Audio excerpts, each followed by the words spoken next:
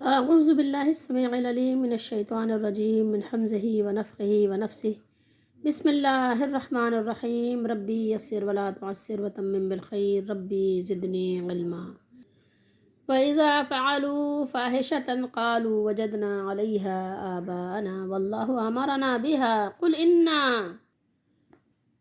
إِنَّ اللَّهَ يَأْمُرُ بِالْفَحْشَاءِ أَتَقُولُونَ عَلَى اللَّهِ مَا لَا تَعْلَمُونَ قُلْ أَمَرَ رَبِّي بِالْقِسْطِ وَأَقِيمُوا وُجُوهَكُمْ عِنْدَ كُلِّ مَسْجِدٍ وَادْعُوهُ مُخْلِصِينَ لَهُ الدِّينَ كَمَا بَدَأَكُمْ تعُودُونَ وَادْعُوهُ مُخْلِصِينَ لَهُ الدِّينَ كَمَا بَدَأَكُمْ تعُودُونَ فَرِيقًا هَدَى وَفَرِيقًا حَقَّ عَلَيْهِمُ الضَّلَالَةُ إِنَّهُمُ اتَّخَذُوا الشَّيَاطِينَ أَوْلِيَاءَ مِن دُونِ اللَّهِ وَيَحْسَبُونَ أَنَّهُمْ مهتدون یا بنی آدم خذوا زینتکم عند كل مسجد وکلوا واشربوا ولا تسرفوا انه لا يحب المسرفين قل من حرم زینت اللہ التي اخرج لعباده والطیبات من الرزق قل هي للذین آمنوا في الحياة الدنيا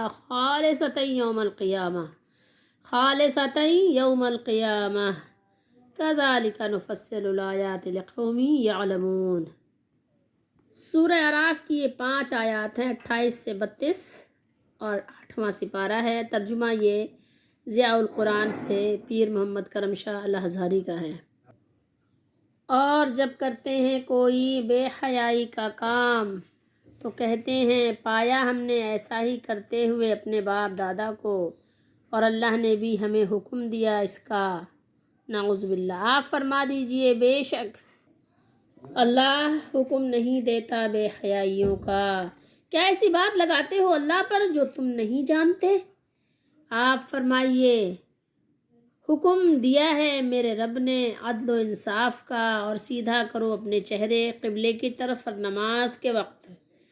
یہ حکم دیے اللہ نے، نعوذ باللہ کے بے حیائی کا حکم اللہ دیں گے؟ نہیں۔ اور عبادت کرو اس کی اس حال میں کہ تم خالص کرنے والے ہو اس کے لیے، عبادت کو خالص کیا ہے؟ مخلصین لہ الدین، دین کو عبادت کو خالص کرو، کس کے لیے؟ اللہ کے لیے۔ جس طرح اس نے پہلے پیدا کیا تھا تمہیں ویسے ہی تم لوٹو گے، تمہاری واپسی بھی تعودون، اسی طرح سے تمہارا اعادہ ہوگا۔ ایک گروہ کو اللہ نے ہدایت دے دی اور ایک گروہ ہے کہ مقرر ہو گئی ان پر گمراہی۔ انہوں نے بنا لیا، کیا بنا لیا؟ شیطانوں کو دوست۔ شیاطین شیطان کی جمع ہے تو اس لیے شیطانوں ترجمہ ہے، اولیاء ولی کی جمع ہے۔ انہوں نے کس کو دوست بنا لیا؟ شیطانوں کو اپنا دوست بنا لیا، اللہ تعالیٰ کو چھوڑ کر، اللہ کے علاوہ کو انہوں نے اللہ کو چھوڑ کر، یہاں ترجمہ یعنی اللہ کے علاوہ اللہ کے ساتھ انہوں نے مزید اور بھی دوست بنا لیے۔ اور اب تو حال یہ ہے کہ بالکل یہ بات بھی صحیح ہے کہ اب اللہ تعالیٰ کو تو بھول ہی گئے ہیں، اللہ تعالیٰ کو تو بس صرف رسمی طور پر نام لیتے ہیں۔ اللہ کا تعالیٰ کی عظمت، اس کی بزرگی تو ہے نہیں کسی کے دل و دماغ میں، اللہ تعالیٰ کو چھوڑ کر، اور وہ یہ خیال کرتے ہیں کہ وہ ہدایت یافتہ ہیں۔ اللہ اکبر۔ اے آدم کی اولاد، پہن لیا کرو اپنا لباس، پہن لیا کرو، بے لباس ہونا اچھا نہیں ہے۔ ہر نماز کے وقت خصوصی طور پر ڈھانپ لیا کرو اپنے سطر کو، اور کھاؤ اور پیو، کھاؤ پیو، کھانے پینے کو کوئی منع نہیں کر رہا ہے، لیکن فضول خرچی نہ کرو، ولا تسرفوا، اور فضول خرچی نہ کرو، مال کو ضائع نہ کرو، کھانا پینا ضائع نہ کرو، بے شک اللہ نہیں پسند کرتا فضول خرچی کرنے والوں کو۔ اللہ تعالیٰ لا يحب المسرفین، مسرفین کو بالکل بھی اللہ پسند نہیں کرتے۔ آپ فرمائیے کس نے حرام کیا؟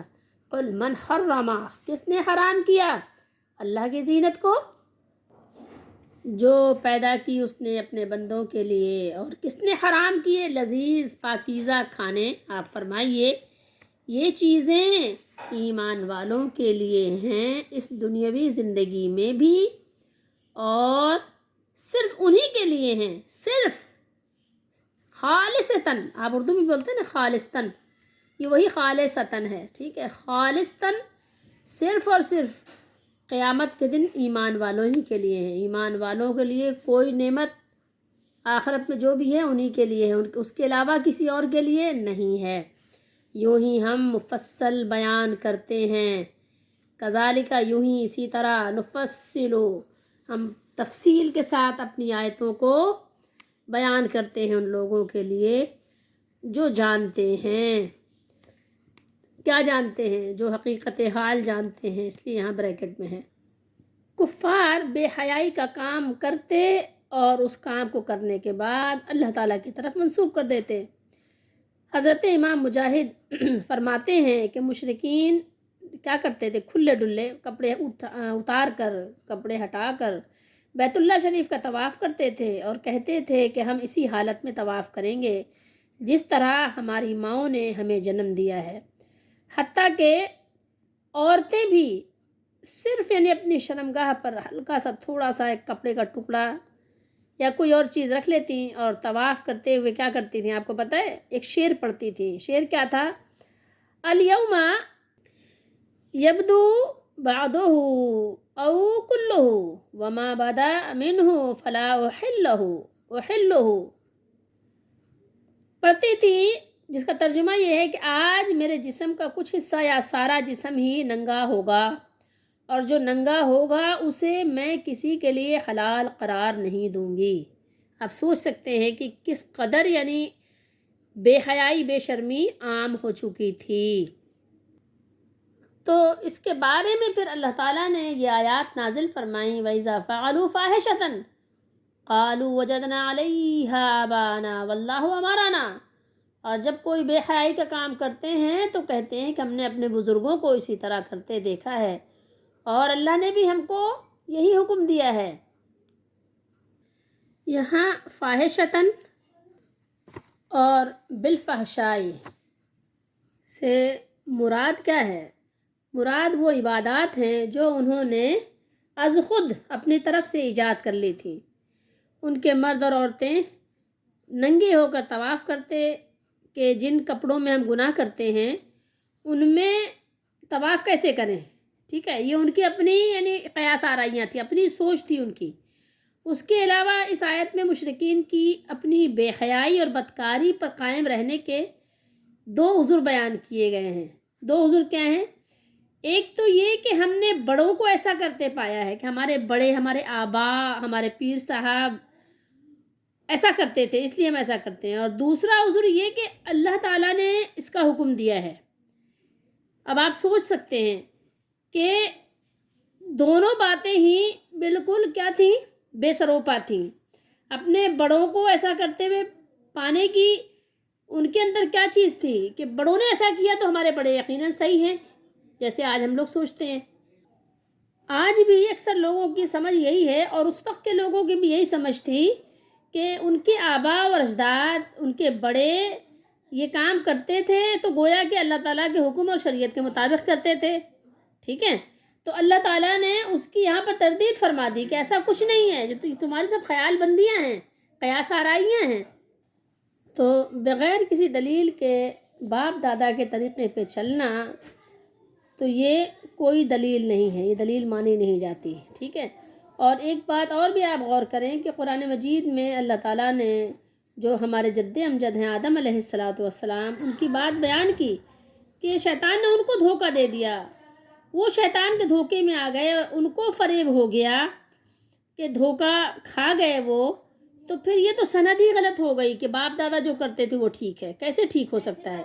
باپ دادا سے بھی تو غلطی ہو سکتی ہے، بھول چوک بھی ہو سکتی ہے۔ تو سند اور دلیل تو اللہ تعالیٰ کی طرف سے جو انبیاء علیہ السلام لے کر آتے ہیں وہ ہو سکتی ہے، اور جو ان کے پاس دوسرا عذر تھا تو دوسرا عذر تو چونکہ بطور واقعہ بھی غلط تھا اور بطور دلیل بھی غلط، اس لیے یہاں اس کی تردید فرمائی گئی۔ مطلب یہ ہے کہ جب انبیاء کی زبان سے ان کاموں کو برا اور قبیح ہونا بتا دیا گیا، ثابت کر دیا گیا، تو پھر یہ کیسے ممکن ہے کہ اللہ تعالیٰ اس قسم کی بے حیائی کا حکم دے؟ سوال ہی پیدا نہیں ہوتا۔ اتقولون علی اللہ، اس آیت میں ان لوگوں کو بھی سخت تنبیہ ہے جو محض باپ دادا کی رسموں کو دین سمجھ کر ان پر عمل پیرا ہونے کو ثواب سمجھتے ہیں اور ان مقلدین کے لیے بھی جو امام پرستی، شیخ پرستی یا کسی بھی شخصیت کو مطلب وہ بنا لیتے ہیں اپنا آئیڈیل، اور شخصیت پرستی میں گرفتار ہو جاتے ہیں۔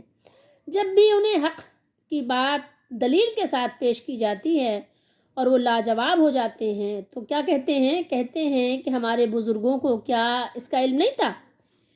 کیا وہ جاہل تھے؟ ہمارے بڑے یہی کرتے آئے ہیں، ہم بھی اسی پر قائم رہیں گے۔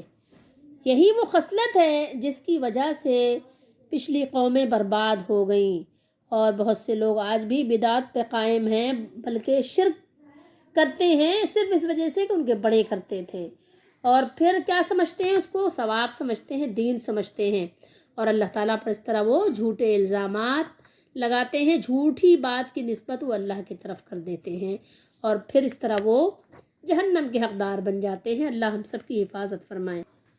بھلا سوچو تو صحیح تھوڑی دیر کے لیے کہ تم اللہ کی نسبت ایسی بات کیوں کہتے ہو جو تم جانتے ہی نہیں ہیں، جو تم کو علم ہی نہیں ہے، یا جس بات کی صحت کا، صحیح اور غلط ہونے کا تم کو پتہ ہی نہیں ہے، تو تم ایسی باتوں کو اللہ تعالیٰ کی طرف کیوں منسوب کرتے ہو؟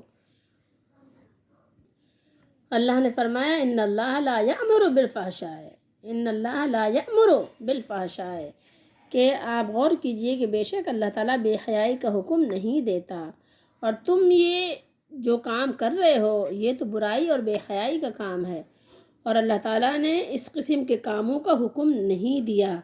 بھلا اللہ تعالیٰ جس چیز کو حرام اور ناجائز اور ناپسند فرمائے تو وہ چیز کیسے جائز ہو سکتی ہے؟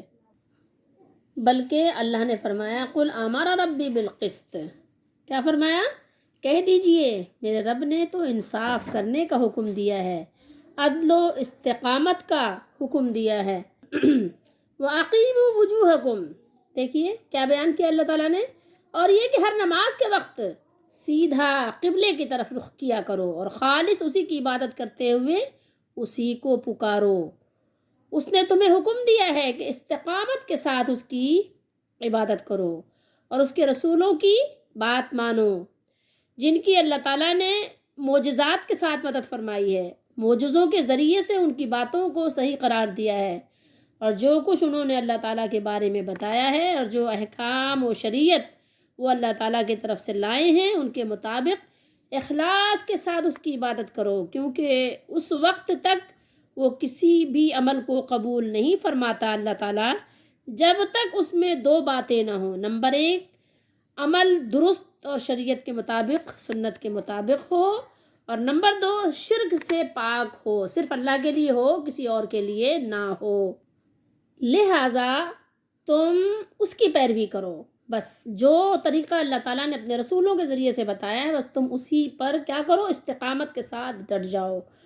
اور یہاں جو بالقسط ہے نا، تو یہ اس کا معنی ہے انصاف، تو یہاں قسط سے مراد ہے توحید، ٹھیک ہے، یعنی انصاف کیا ہے اصل میں؟ توحید ہے، اور پھر بے حیائی اور بدکاری سے بچنا بھی ہے، کہ اس کے سب سے بڑا ظلم کیا ہے؟ وہ شرک ہے، شرک سے بھی آپ کو بچنا ہے۔ یہ اتنی بڑی بے شرمی کی بات ہے کہ جس مالک نے پیدا کیا اسی کے ساتھ بے وفائی، تو کتنی بڑی یہ یعنی بے شرمی کی بات ہے، سوچئے۔ شرک تو بہت بڑا گناہ ہے، تو اس سے اپنے آپ کو ہر وقت بچانے کی کوشش کرنا ہے، اور اس کے علاوہ لوگوں کی بھی جان مال عزت آبرو کی حفاظت کرنا ہے۔ اگر آپ نے اس میں بھی کچھ خیانت کی تو وہ بھی ظلم ہوگا، ٹھیک ہے، لیکن سب سے بڑا ظلم کیا ہے؟ وہ ہے اللہ تعالیٰ کے ساتھ شرک کرنا، اور سب سے بڑا انصاف کیا ہے؟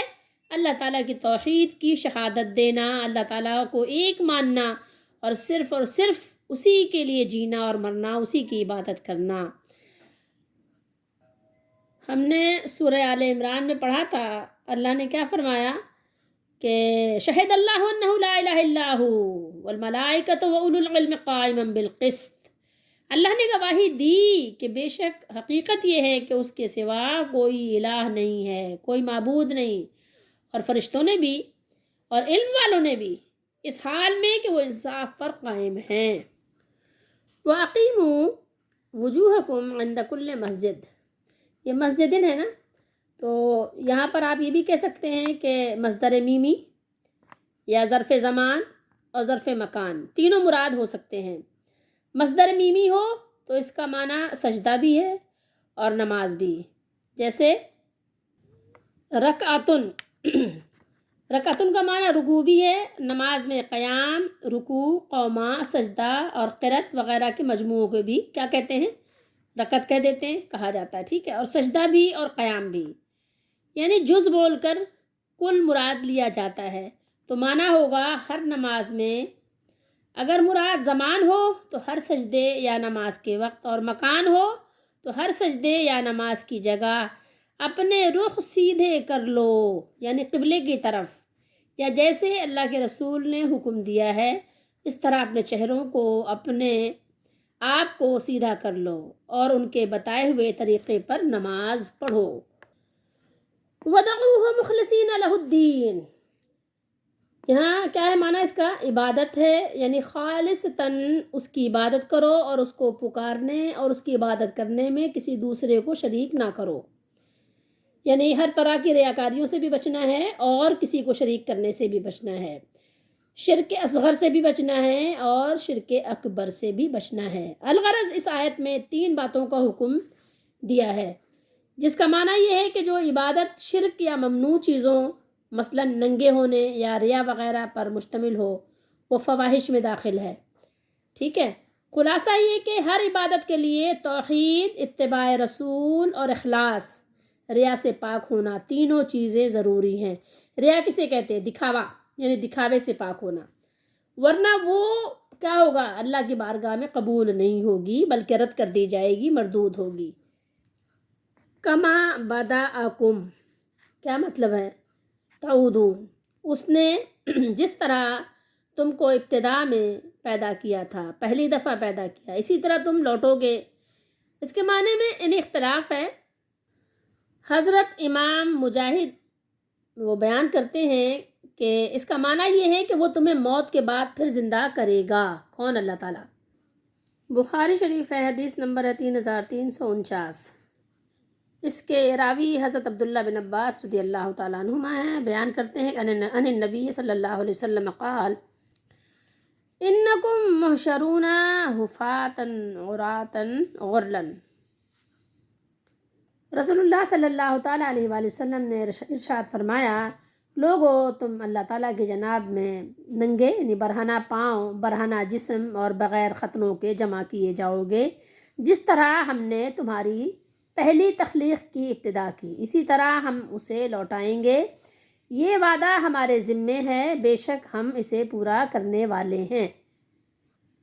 اس حدیث کو اور محدثین نے بھی، مسلم شریف میں بھی اور محدثین نے اس کو نقل کیا ہے، بیان کیا ہے۔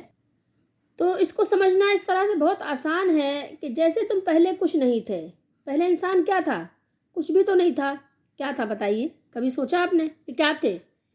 کہاں آپ کا ذکر تھا؟ کہاں آپ کا نام تھا؟ کہاں آپ کی شہرت تھی؟ آپ کیا تھے؟ کچھ بھی نہیں تھے۔ ایسے ہی جب پھر ختم ہو جائیں گے، مر کر مٹی میں مل جائیں گے، ذرات بھی اڑ جائیں گے، پھر اللہ تعالیٰ آپ کو دوبارہ اٹھا کر کھڑا کر دیں گے۔ اور کس طرح کھڑا کریں گے وہ حدیث شریف میں آپ نے پڑھ لیا۔ تو اس طرح اس کو آسانی سے سمجھ لو، کما بدأکم تعودون، جس طرح تم پہلے کچھ نہیں تھے، اللہ نے کسی مشکل کے بغیر تمہیں پیدا فرما دیا، اسی طرح تمہارے مر جانے کے بعد وہ تمہیں دوبارہ نہایت آسانی سے زندہ کر دیں گے۔ اور جس طرح تم پیدا ہوئے تو تمہارے پاس کچھ بھی نہیں تھا اور بغیر ختنے اور لباس کے تھے، ایسے ہی دوبارہ زندہ ہوتے وقت ہوگے۔ فریقاً ہدا و فریقاً حقا علیہم الدلالہ، یہ سمجھیے کیا بات ہو رہی ہے؟ یعنی ان پر دلالت اس لیے ثابت ہوئی کہ وہ شیطان کے کہنے پر چلتے رہے اور سمجھتے یہ رہے کہ ہم صحیح راستے پر چل رہے ہیں۔ انہوں نے کبھی صحیح اور غلط کی تحقیق کرنے کی زحمت گوارا نہیں کی۔ ایک گروہ کو، ایک فریق کو، تو ایک فریق کیوں ہوا کہ ایک گروہ میں جتنے لوگ بھی تھے ان کو اللہ تعالیٰ نے ہدایت دے دی، دوسرا گروہ کیا ہوا؟ اس پر دلالت مسلط ہو گئی۔ تو یہ ہوا کیوں؟ ایک فریق کو تو ہدایت مل گئی اور ایک فریق پر گمراہی ثابت ہو چکی۔ تو اس کا سبب بھی اللہ نے بیان کیا۔ سبب کیا ہے؟ فرمایا کہ انہم اتخذوا الشیاطین اولیاء من دون اللہ، اللہ نے صاف بیان کر دیا کہ بے شک ان لوگوں نے اللہ کے علاوہ شیطانوں کو دوست بنا لیا۔ دوست کس کو بنانا چاہیے تھا؟ اللہ کو بنانا چاہیے تھا۔ دوستی کا مستحق اور حقدار کون ہے؟ اللہ ہے، لیکن انہوں نے کس کو بنایا؟ اللہ کے دشمن کو اور اپنے دشمن کو انہوں نے دوست بنا لیا۔ یا بنی آدم خذوا زینتکم عند کل مسجد۔ اب یہاں پر اس چیز کو سمجھیے، آیت نمبر 31 یہاں بیان کیا کہ ہر نماز کے وقت زینت اختیار کرو۔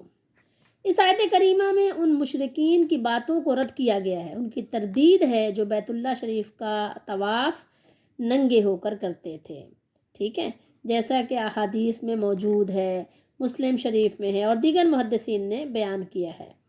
اور زینت سے مراد لباس ہے۔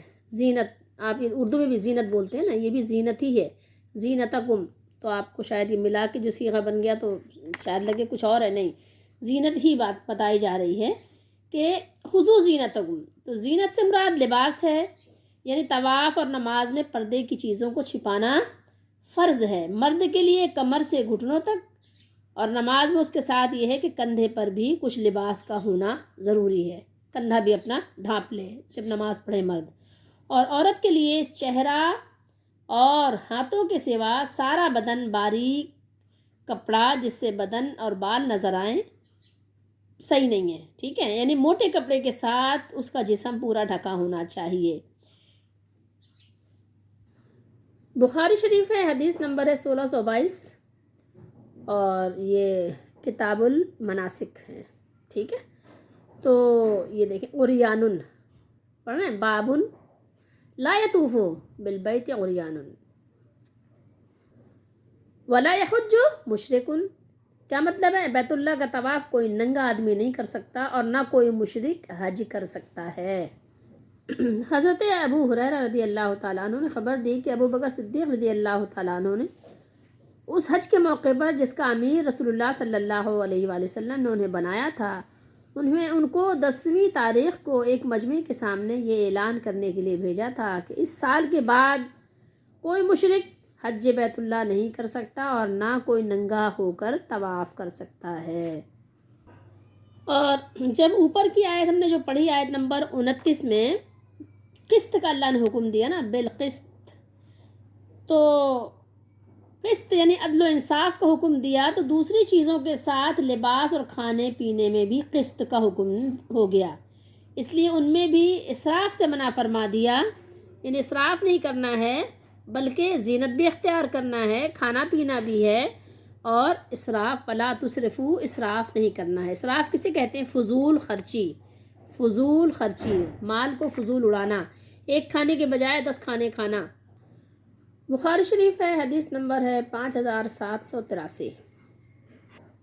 حضرت عبداللہ بن عمر رضی اللہ تعالیٰ عنہما بیان کرتے ہیں کہ رسول اللہ صلی اللہ علیہ وآلہ وسلم نے فرمایا، اللہ تعالیٰ اس کی طرف قیامت کے دن نظر رحمت نہیں کرے گا جو اپنا کپڑا تکبر و غرور کے سبب سے زمین پر گھسیٹ کر چلتا ہے۔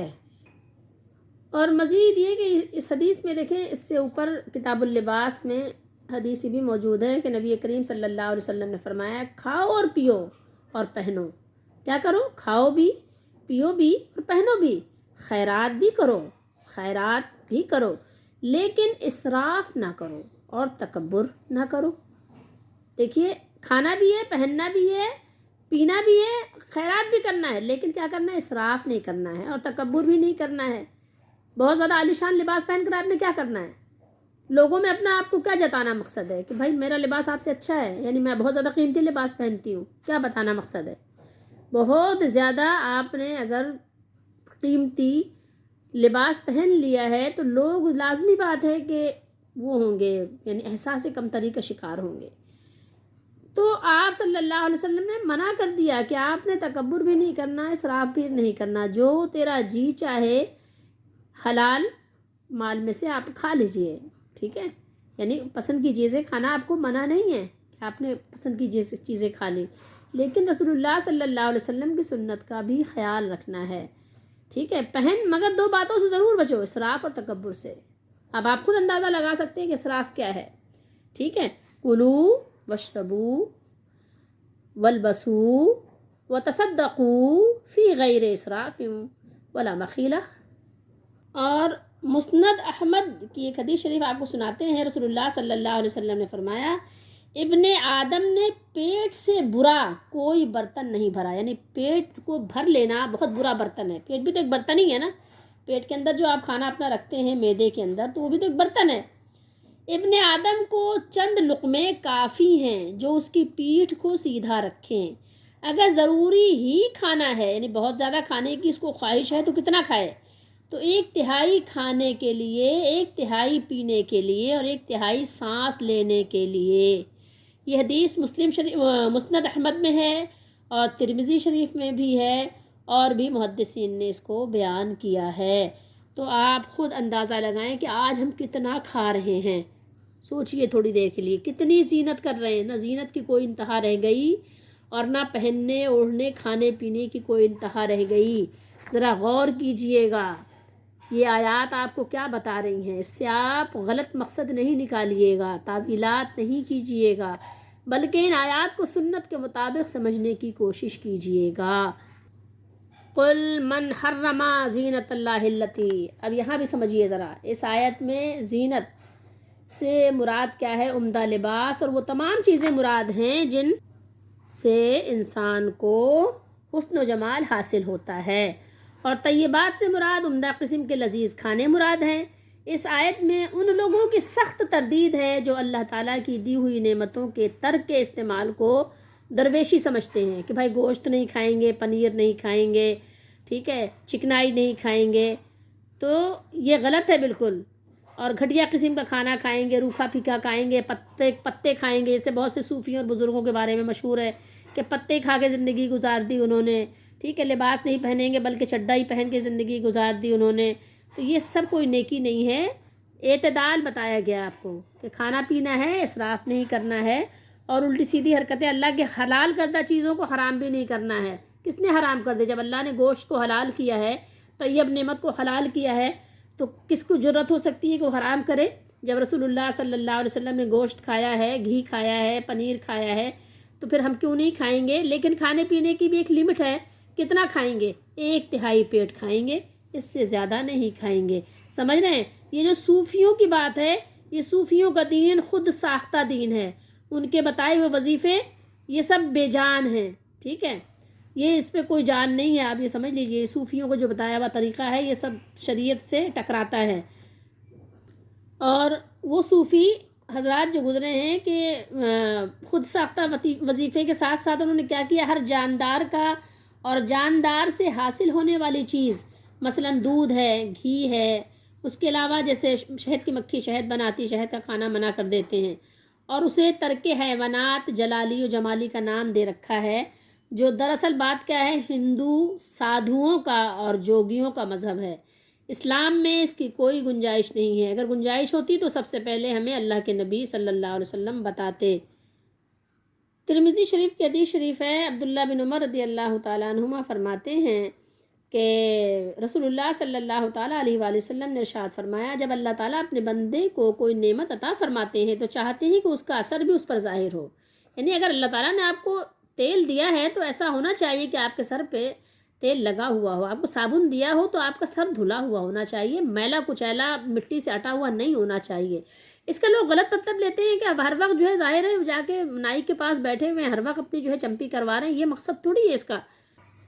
اس آیت مبارکہ میں جو آیت نمبر 32 ہے سورہ اعراف کی، یہاں پر اللہ تعالیٰ نے ان لوگوں کی تردید کی ہے جنہوں نے اللہ تعالیٰ کی شریعت میں بغیر کسی دلیل کے، دلیل یعنی کیا ہے؟ نبی کریم صلی اللہ علیہ وسلم کی بات ہے یا اللہ کی کتاب میں ایسی بات موجود ہو، یعنی از خود ہی کھانے پینے اور پہننے کی کئی چیزوں کو حرام قرار دے لیا تھا۔ آپ کو پتہ ہے پہلے بھی ایسے لوگ تھے اور آج بھی ہیں، ٹھیک ہے۔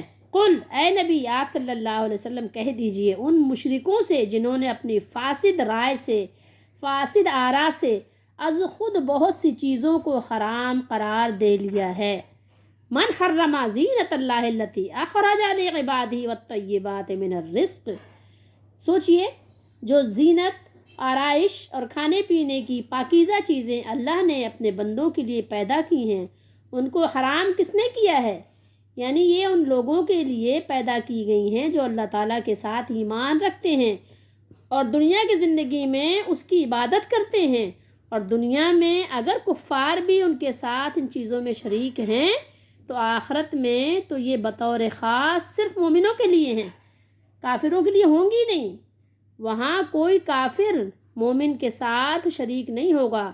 جنت اور جنت کی نعمتیں کافروں کے لیے حرام ہیں۔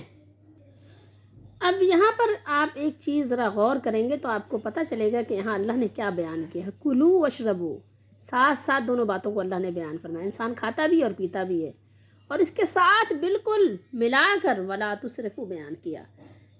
دیکھیں ان دونوں چیزوں میں بہت زیادہ فضول خرچی ہوتی ہے۔ کھانے پینے میں انسان جب پیسے آ جاتے ہیں نا تو اعتدال سے ہٹ جاتا ہے، تو اس کے ساتھ ہی فرمایا کہ فضول خرچی آپ نے نہیں کرنا ہے، اور ضرورت سے زیادہ کھانا بھی نہیں ہے۔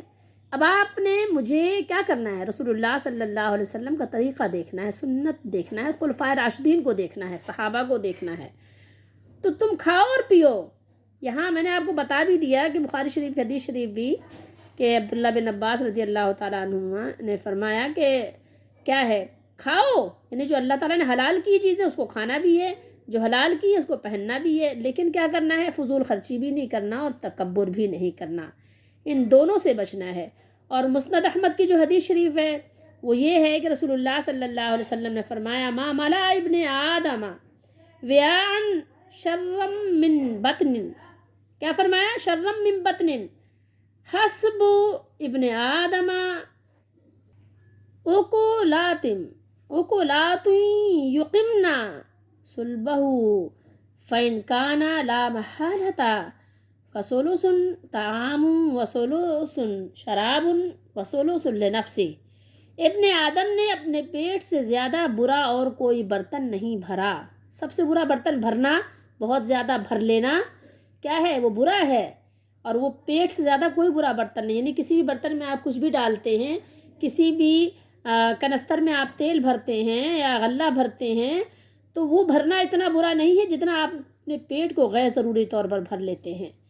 حالانکہ ابن آدم کے لیے ایسے چند لقمے ہی کافی ہیں جو اس کی کمر کو سیدھا رکھیں، اور اگر کوئی ضروری ہی کھانے والا ہو، یعنی بہت زیادہ ضرورت ہے کھانے کی، تو آپ کو کیا کرنا چاہیے؟ تو اسے چاہیے کہ 1/3، 1/3 کھانے کے لیے، 1/3 یعنی 1/3 پینے کے لیے، اور 1/3 1/3 سانس لینے کے لیے رکھے۔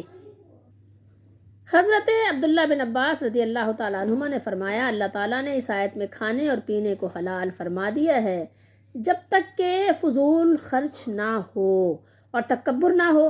جتنی مقدار کھانے اور پینے سے زندگی آپ کی باقی رہ سکتی ہے، حیات باقی رہ سکتی ہے، اتنی مقدار کھانا پینا فرض ہے۔ اگر نہ حلال ملے تو حرام بھی کھا سکتے ہیں، ٹھیک ہے۔ اور رزق حلال کمانے اور بدنی عبادات انجام دینے کے لیے جتنی صحت اور توانائی کی ضرورت ہے، اس کے لیے جس قدر کھانے کی ضرورت ہے اتنا کھانا بھی فرض ہے۔ اپنی صحت کی حفاظت اور اپنے آپ کو بیماریوں سے بچانے کے لیے پرہیزی کھانا کھانا بھی ضروری ہے، اور نقصان دہ چیزوں کو ترک کرنا بھی واجب ہے۔ نبی کریم صلی اللہ علیہ وآلہ وسلم نے مسلمانوں کو صوم وصال سے منع کیا تھا، یعنی مسلسل روزہ رکھنا، کہ دن میں بھی روزہ رات میں بھی روزہ، ٹھیک ہے، کہ صوم وصال سے پے در پے روزے رکھنے سے اسی لیے منع کیا، اسی لیے منع فرمایا کیونکہ اس سے بدن لاغر اور کمزور ہوتا ہے،